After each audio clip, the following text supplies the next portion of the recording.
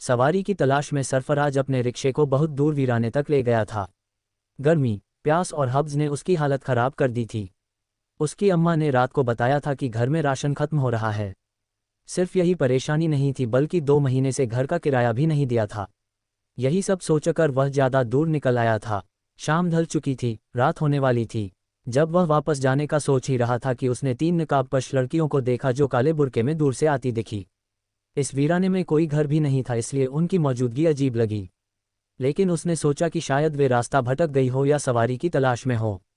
लड़कियों ने आकर कहा, भाई, क्या आप हमें शाह हवेली तक छोड़ सकते हैं? सरफराज ने फौरन हामी भर दी। वह खुश था कि वीराने में एक सवारी मिल गई। हवेली यहाँ से 2 किलोमीटर की दूरी पर थी। पेट्रोल बस इतना था कि वह वहाँ तक जा सकता था, लेकिन वापसी मुश्किल होती। उसने सोचा कि किराया मिलने पर पेट्रोल डलवा लेगा। रास्ते में लड़कियां आपस में हंस हंस कर बातें कर रही थी। वे एक जैसी उम्र और कद की लग रही थी। फिर उनमें से एक लड़की बोली, भाई, हमारे पास किराया नहीं है, हम आपसे कहना भूल गए थे। ये सुनकर सरफराज मायूस हुआ, लेकिन उसने जाहिर नहीं किया। उसने कहा, कोई बात नहीं, आप तीनों वीराने में थी, आपके साथ कुछ भी हो सकता था, मैं आपको वहां छोड़ देता हूं। शाह हवेली पहुंचने पर लड़कियां बिना कुछ कहे रिक्शे से उतर गई और हवेली में दाखिल हो गई। हवेली के आसपास भी कोई आबादी नहीं थी। सरफराज रिक्शा घुमा ही रहा था कि उसकी नज़र पिछली सीट पर रखी एक काली थैली पर पड़ी। ये थैली लड़कियों में से एक के पास थी। सरफराज ने रिक्शा रोका और थैली उठाकर हवेली की ओर चल पड़ा। हवेली में जाने का उसका मन नहीं था, लेकिन अमानत लौटाना जरूरी था। जैसे ही उसने दरवाजे पर हाथ रखा, वह खुद ब खुद खुलता चला गया। अंदर का नज़ारा खौफनाक था। हवेली में कोई रोशनी नहीं थी, ना ही किसी के होने का एहसास। वह घबरा कर बाहर आया और जल्दी से घर पहुंचा। अम्मा ने दरवाज़ा खोला। सरफराज का परेशान चेहरा देख उन्होंने कुछ नहीं पूछा। जब उनकी नज़र काली थैली पर पड़ी तो उन्होंने खोल कर देखना चाहा। सरफराज रोकना चाहता था, लेकिन इससे पहले अम्मा ने थैली खोल दी। जो कुछ थैली में था उसने सरफराज के होश उड़ा दिए। सरफराज एक गरीब परिवार का लड़का था। उसका बचपन मुश्किलों से भरा था। उसके अब्बा रिक्शा चलाते थे और घर का किराया देना सबसे बड़ी परेशानी थी। सरफराज बचपन से जिम्मेदार था। जब अब्बा बीमार रहने लगे तो उसने चुपके रिक्शा चलाना सीख लिया। एक रात सरफराज को अम्मा और अब्बा की सरगोशियों की आवाज़ सुनाई दी। उसने ध्यान से सुना तो जाना कि अब्बा को जिगर की बीमारी हो गई थी। उसका इलाज बहुत महंगा था, जो उनके बस की बात नहीं थी। सरफराज के अब्बा अम्मा से कह रहे थे कि अब वह सरफराज को रिक्शा चलाना सिखा देंगे ताकि उनके जाने के बाद परिवार को कोई परेशानी ना हो। अब्बा की यह बात सुनकर सरफराज बिस्तर में लेटा पूरी रात रोता रहा। फिर उसने खुद ही अब्बा से इस ख्वाहिश का इजहार किया कि वह रिक्शा सीखना चाहता है। अब्बा उसकी बात सुनकर दुख से मुस्कुराए थे। धीरे धीरे सिर्फ 2 महीनों में सरफराज ने भरपूर रिक्शा चलाना सीख लिया। रिक्शा सीखने के 4 महीने बाद ही एक दिन अब्बा चुपचाप इस दुनिया से चले गए। सरफराज की उम्र उस वक्त सिर्फ 15 साल थी, और कोई भी रात ऐसी ना गुजरी जब उसका तकिया आंसुओं से गीला ना हुआ हो। लेकिन उसने बिना किसी को एहसास कराए अपने नन्हे कंधों पर घर की सारी जिम्मेदारियां उठा ली। वह अम्मा या बहनों को यह महसूस नहीं होने देना चाहता था कि वे अकेली पड़ गई हैं। अब्बा के गुजरने के बाद अम्मा बहनों से कहने लगी कि वे स्कूल छोड़ दें, लेकिन सरफराज ने उन्हें साफ मना कर दिया और खुद प्राइवेट तरीके से मैट्रिक करने का फैसला कर लिया। वह दिन भर रिक्शा चलाने लगा। 2 साल के भीतर वह एक माहिर रिक्शा चालक बन चुका था। लेकिन महंगाई बढ़ने के कारण घर चलाना मुश्किल होता जा रहा था। उसी दिन जब उसे 3 नकाबपोश लड़कियों की सवारी मिली थी, उनकी एक काली थैली भी उसके पास रह गई थी। अम्मा ने सरफराज के मना करने के बावजूद वह थैली खोल दी और अंदर निकले कीमती जेवरात देखकर वे दोनों हैरान रह गए। फिर अम्मा ने वो थैली वापस बंद की और कहने लगी, बेटा, ये किसी की अमानत है और हम इसमें कोई खयानत नहीं करेंगे। यही अम्मा की तरबियत थी। सरफराज ने हामी भरी और सोचा कि यकीनन वे लड़कियां इसे लेने वापस आएंगी। अम्मा ने थैली हिफाजत से अपनी अलमारी में रख दी और सरफराज को ताकीद की कि किसी से इस बारे में जिक्र ना करें। अगली सुबह सरफराज रोज की तरह उठकर रिक्शा लेकर निकल पड़ा, लेकिन दोपहर तक भी उसे कोई सवारी नहीं मिली। फिर अचानक उसके मन में ख्याल आया कि दिन के वक्त उस हवेली में जाकर देखे कि क्या वे लड़कियां वहां रहती हैं या नहीं। पिछली रात तो उसे वहां कोई नहीं दिखा था, लेकिन वह उलझन में था कि क्या उसे वहां जाना चाहिए। आखिरकार उसने फैसला किया और रिक्शा स्टार्ट करके हवेली की ओर बढ़ चला। हवेली काफ़ी दूर थी, लेकिन वह जानता था कि उस थैली में कीमती जेवरात थे, इसलिए यह उसका फर्ज था कि वह उन्हें लौटाने की कोशिश करें। करीब 1.5 घंटे के सफ़र के बाद वह हवेली के सामने खड़ा था। आसपास के घर भी वीरान थे। ऐसा लगता था जैसे वहां कोई आता जाता नहीं था। हवेली के लॉन की हालत से भी साफ पता चलता था कि वहां कोई नहीं रहता। लाउंज का दरवाज़ा भी खुला हुआ था। जैसे ही सरफराज ने कदम बढ़ाए, अचानक उसके कानों में किसी औरत की हंसी की आवाज़ें आईं। आवाज़ें हवेली के अंदर से आ रही थी। शायद वे लड़कियां किसी कमरे में थीं। अब उसे एहसास हुआ कि बिना इजाज़त अंदर आना सही नहीं था, लेकिन फिर भी कीमती जेवरात का ख्याल करके वह अंदर चला गया। अंदर का मंजर देखकर वह हैरत में पड़ गया। सारे कमरे बंद पड़े थे, फिर भी हंसी की आवाज़ें कहाँ से आ रही थी। उसने ऊपर की मंजिल की तरफ देखा जहाँ और कमरे थे, लेकिन उनके दरवाजे भी बंद थे। तभी अचानक एक बंद कमरे का दरवाज़ा जोर जोर से खटखटाया जाने लगा। ये देखकर उसके रोंगटे खड़े हो गए। उसे यकीन हो गया कि यहाँ कोई ऐसी ताकत मौजूद है जो इंसानों को दिखाई नहीं देती। डर से कांपते हुए वह उल्टे पैरों वहां से भागा। जैसे ही वह हवेली से बाहर आया, उसे एक आदमी नजर आया जो वहां से गुजर रहा था। उस आदमी ने सरफराज का पीला पड़ा चेहरा देखकर पूछा, नौजवान, तुम इस भूतिया हवेली में क्या कर रहे थे? ये तो सालों से बंद पड़ी है। लगता है तुम नए हो इस इलाके में, तभी तुम्हें इसका नहीं पता। सरफराज ने खुद को संभाला और कहा, कल रात मैंने यहाँ 3 सवारियों को छोड़ा था। उनका एक सामान मेरे रिक्शे में रह गया था, बस वहीं लौटाने आया था, लेकिन अंदर कोई नहीं मिला। क्या ये हवेली सच में वीरान है? उस आदमी ने सरफराज को घूरते हुए कहा, इस हवेली में तो पिछले 20 सालों से कोई नहीं रहता। क्या तुम्हें नहीं पता कि इस हवेली में रहने वाला खानदान जिन्नात से परेशान होकर इसे छोड़कर चला गया था? वो लोग आज तक वापस नहीं आए। इस हवेली के बारे में कई तरह की बातें मशहूर हैं। सरफराज खौफ और उलझन में पड़ गया। उसकी आंखों के सामने वे तीनों नकाबपोश लड़कियां घूमने लगी जो आधी रात को उसके रिक्शे में बैठी थी।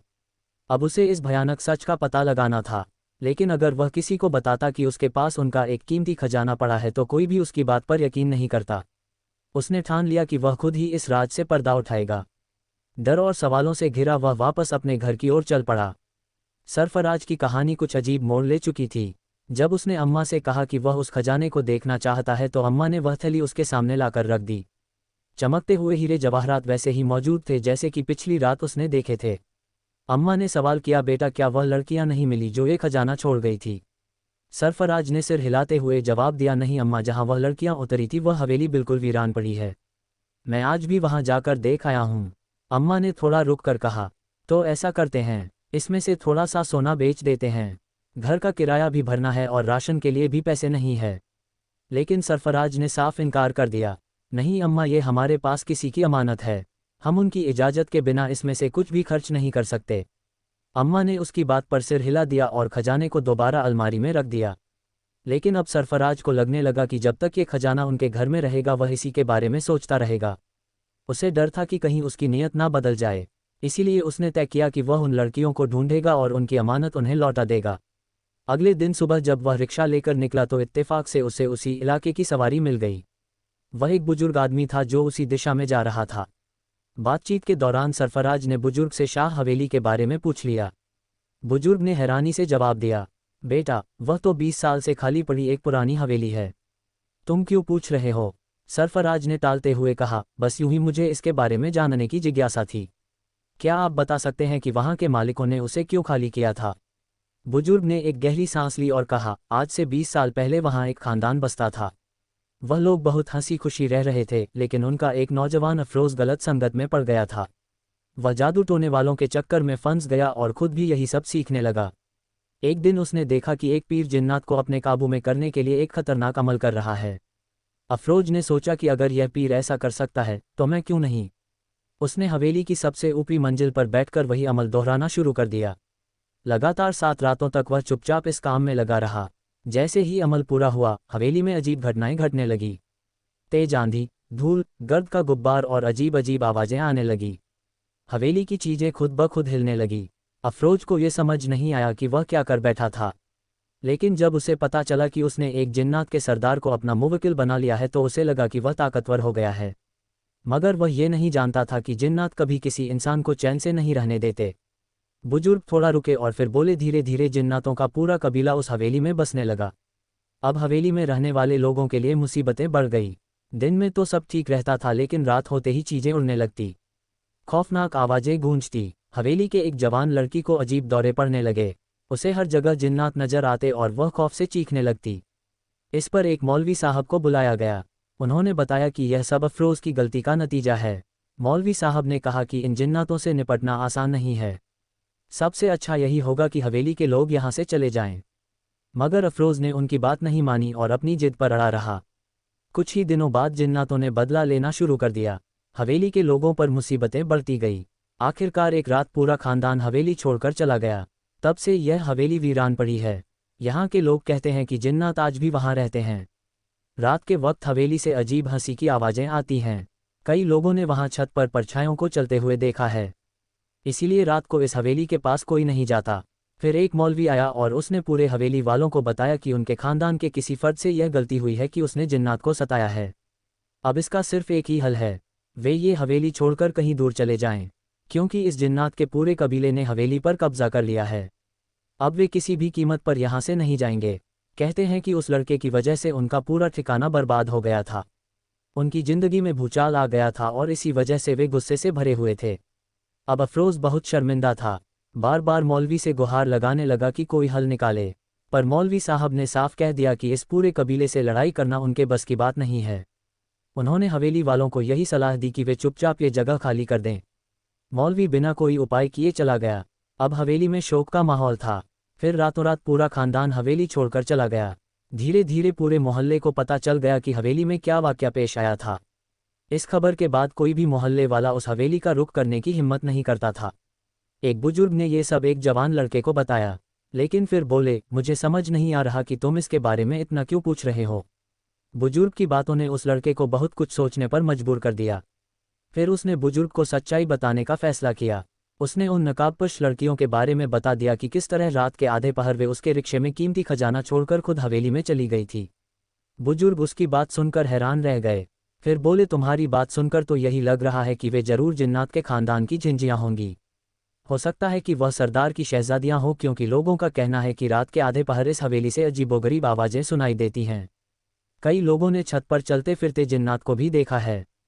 इसी वजह से हमारे इलाके के लोग रात के वक्त घर से बाहर नहीं निकलते। फिर उस लड़के ने बुजुर्ग से पूछा, लेकिन वे मेरे रिक्शे में कीमती खजाना छोड़कर ही क्यों गई? ये बात मेरी समझ में नहीं आ रही। बुजुर्ग ने जवाब दिया, ये बात तो मैं भी नहीं जानता बेटा, लेकिन हो सकता है कि वे अपना खजाना लेने तुम्हारे पास दोबारा जरूर आए। अब उनकी मंजिल करीब आ गई थी। हवेली थोड़ी ही दूरी पर थी, लेकिन बुजुर्ग का कहना था कि जिन्नात रात के वक्त दिखाई नहीं देते, पर रात को पूरी हवेली में घूमते फिरते रहते हैं। अब लड़के का ध्यान सिर्फ उन नकाबपोश लड़कियों और खजाने पर था। उसने थोड़े बहुत पैसे जमा किए, मामूली सा राशन खरीदा और घर चला गया। लेकिन अब उसका ध्यान रिक्शा चलाने पर भी नहीं था। उसकी अम्मा अलग परेशान थी कि कहीं कोई चोर डाकू उस खजाने की वजह से घर में ना घुस आए। आखिरकार लड़के ने अपने दिल को मजबूत किया और रात में हवेली जाने का फैसला किया। बगैर अम्मा को बताए जैसे ही रात हुई वह हवेली की तरफ निकल पड़ा। अपने रिक्शे को उसने थोड़ी दूर एक दरख्त के नीचे खड़ा कर दिया और पैदल हवेली की ओर बढ़ने लगा। सारी गलियां सुनसान थी, चारों ओर गहरा सन्नाटा था। इंसान तो दूर की बात, कोई परिंदा भी पर मारता नहीं दिख रहा था। रात का अंधेरा गहराता जा रहा था। हवाओं में अजीब सी सिहरन थी, जैसे कोई छुपकर सब कुछ देख रहा हो। इंसान तो दूर की बात थी, यहाँ कोई जानवर तक नजर नहीं आ रहा था। सरफराज के दिल में खौफ तो था, मगर फिर भी वह हिम्मत जुटाकर हवेली के अंदर दाखिल हो गया। हवेली जो दिन में उजड़ी और सुनसान दिखती थी, अब रोशनी से जगमगा रही थी। सरफराज खुद को एक दरख्त के पीछे छुपा चुका था। तभी अचानक हॉल का बड़ा दरवाजा खुला और सरफराज ने एक ऐसा मंजर देखा जिसे देखकर उसका खून जम गया। दरवाजे से 3 खूबसूरत लड़कियां निकली। उनके लंबे सुनहरे बाल थे और उन्होंने रेशमी चोगे पहने हुए थे। वे हंस हंस कर एक दूसरे से बातें कर रही थी। जैसे ही सरफराज ने उनकी आंखों में देखा, वह पहचान गया कि यह वही जिंजादियाम थी जो उस रात नकाबपोश बनकर उसके रिक्शे में बैठी थी। सरफराज समझ गया कि उन्होंने उसे देख लिया है। वे उसी दरख्त के पास आकर खड़ी हो गई जिसके पीछे वह छुपा था। मुझे यहाँ आदत की आ रही है, एक जिंजादी ने फुसफुसा कर कहा। हाँ, लेकिन भला कोई इंसान यहाँ आने की हिम्मत कैसे करेगा? दूसरी जिंजादी बोली, सब जानते हैं कि इस हवेली पर हमारे पूरे कबीले का राज है। सरफराज की सांसें थमने लगी। तभी तीसरी जिंजादी बोली, चलो अब्बा हुजूर से कहते हैं कि जिंजादों को भेजकर यहाँ की देखभाल करवाएं। जैसे ही वे तीनों अंदर जाने लगी, अचानक सरफराज के पांव पर किसी कीड़े ने काट लिया। उसके मुंह से दर्द भरी चीख निकल गई। वो तीनों एकदम पलटी और उसे घूरने लगी। रिक्शे वाले, तुम इस हवेली के अंदर कैसे आए?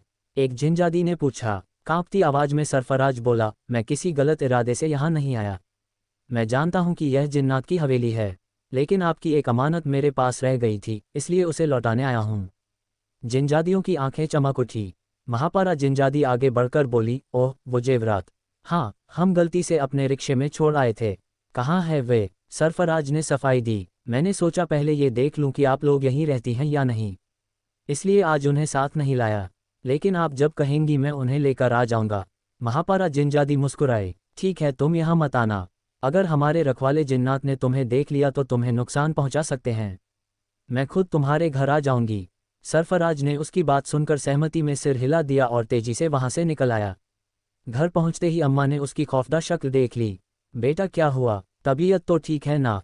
सरफराज ने अम्मा को सब कुछ बता दिया। सुनकर अम्मा घबरा गई। ये तूने क्या कर दिया?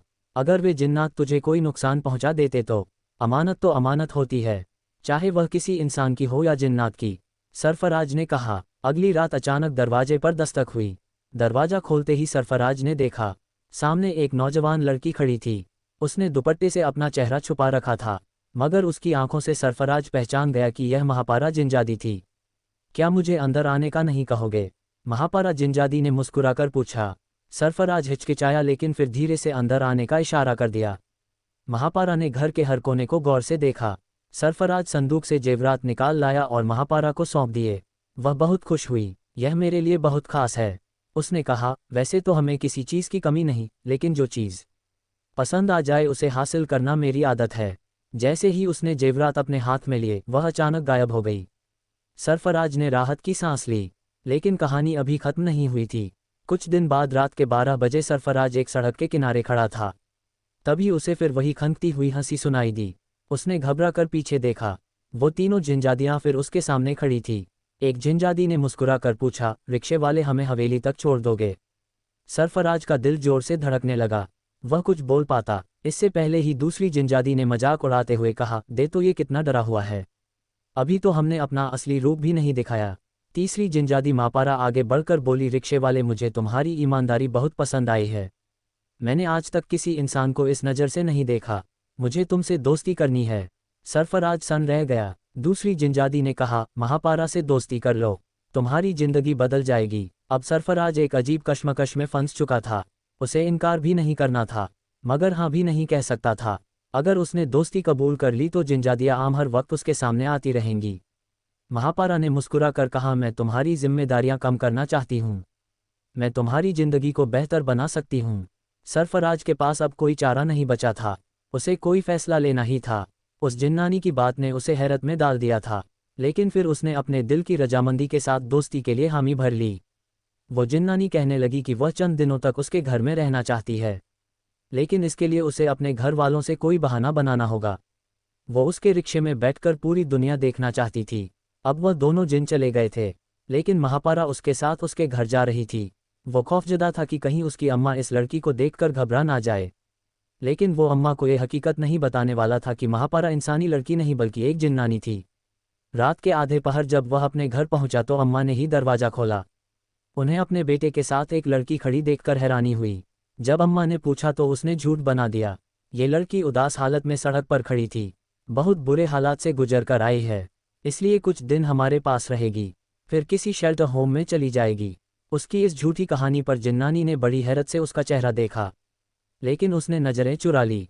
वह उसे कैसे बताता कि हमारे समाज में चाहे कोई लड़की हो या जिन्नानी, किसी नौजवान के साथ आधी रात को उसके घर आना अच्छा नहीं समझा जाता। अम्मा ने उसके झूठ पर यकीन किया या नहीं ये तो पता नहीं, मगर उनकी नज़रें उस जिन्नानी के गले में पड़े खूबसूरत सोने के गुलबंद, हाथों में मोटे सोने के कंगन और कानों की बालियों पर टिक गई।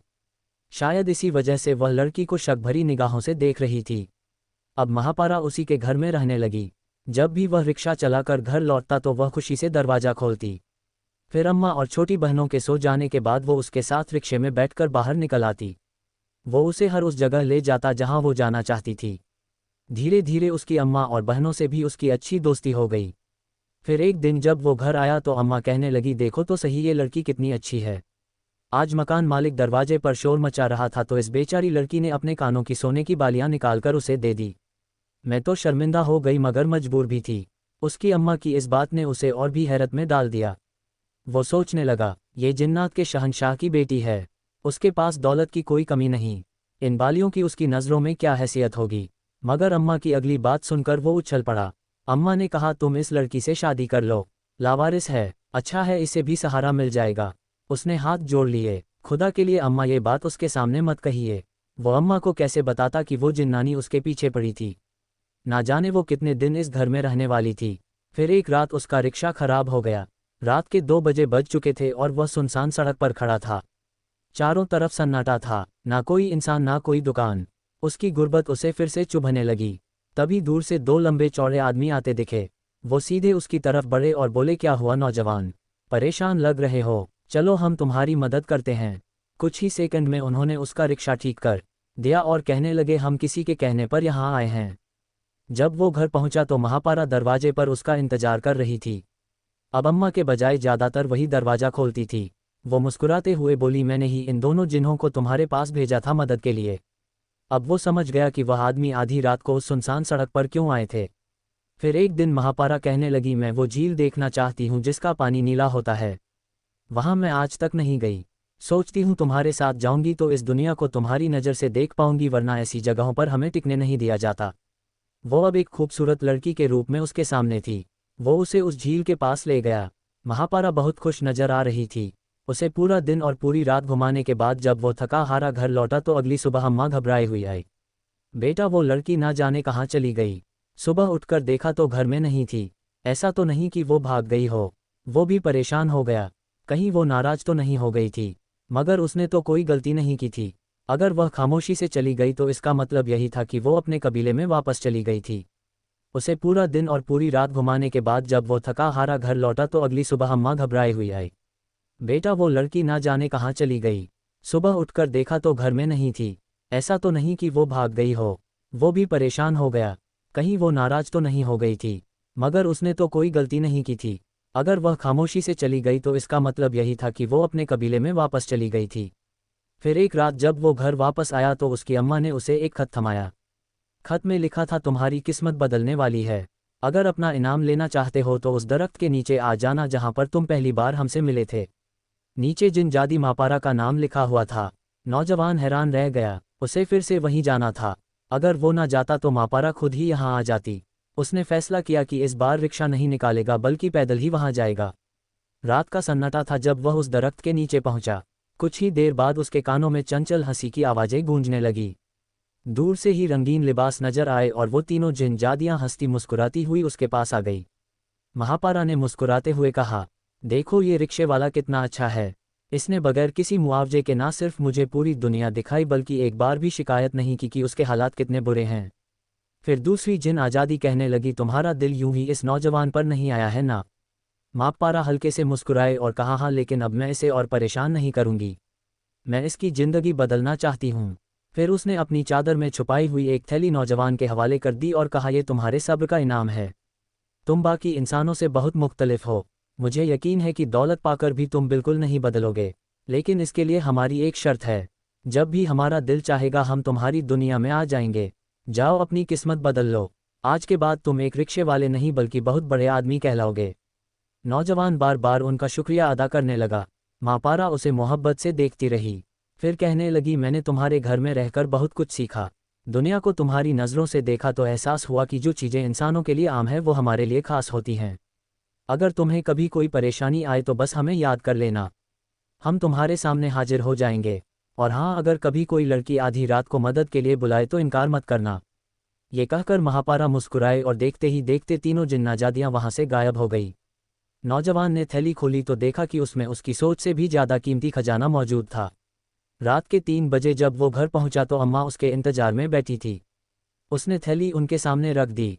अम्मा हैरान रह गई, ना जाने तुम क्या करते रहते हो, अब ये कहाँ से आ गया। नौजवान ने प्यार से अम्मा का हाथ थामा और कहा, अम्मा, ये सब आपका नसीब है। हमारे घर में रहने वाली वो लड़की कोई और नहीं बल्कि एक जिनजादी थी। मैंने उसकी चंद ख्वाहिशें पूरी की तो बदले में उसने मुझे इस कीमती इनाम से नवाज दिया। अम्मा की आंखों में खुशी के आंसू आ गए। अब उसकी जिंदगी मुकम्मल तौर पर बदल गई थी। लेकिन उसने सिर्फ अपने हालात नहीं बदले बल्कि उन नौजवानों की भी मदद करने लगा जो हालात से परेशान नजर आते। उसकी तीनों बहनें अब शहर के सबसे अच्छे कॉलेज में तालीम हासिल कर रही थी। आज भी अगर सड़क किनारे कोई अकेली लड़की खड़ी नजर आती तो वह उसे घर तक छोड़कर आता। ये छोटी छोटी नेकियां ही होती हैं जो इंसान को एक दिन बड़े मुकाम पर पहुंचा देती हैं। आज भी जब रात के सन्नाटे में हवा चलती है तो उसे उन तीनों जिन्ना आज़ादियों की हंसी सुनाई देती है। सुना है कि वो शाह हवेली आज भी सुनसान और वीरान नजर आती है, लेकिन वहां रहने वाली मखलूक किस कदर जिंदा दिल और मेहरबान थी यह सिर्फ वही जानता था। अगर आपको ये कहानी पसंद आई हो तो इसे लाइक करें, अपने दोस्तों के साथ शेयर करें और हमारे चैनल को सब्सक्राइब करना ना भूलें। मिलते हैं कल एक नई और दिलचस्प कहानी के साथ। तब तक के लिए अल्लाह हाफ़िज।